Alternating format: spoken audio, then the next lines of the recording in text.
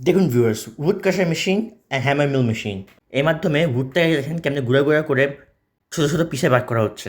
Mainly West plywood বা normal উডকেই crush করে এরকম ছোটো ছোটো বানানো হয় এবং এই পুরো প্রসেসটাই দেখেন এই মেশিনের মাধ্যমে করা হচ্ছে।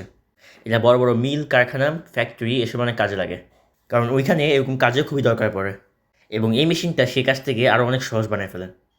দেখেন কেমনে বালুর মতো গুঁড়া গুঁড়া করে ছোটো করে ফেলেছে এবং এগুলোকে পুরো ক্যারি করে শেষ পর্যন্ত এনে এখানে এসে জমা করছে।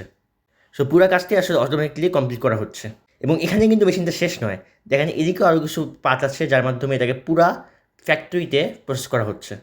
মানে পুরো কাজটাই এই মেশিনের মাধ্যমে করা হচ্ছে, মানুষের কোনো হাত দেওয়া লাগতেছে না। এবং দেখেন এখানে এসে এবং এতগুলো প্রসেসের মাধ্যমে গিয়ে এখানে এই মেশিনটা কাজটা করছে।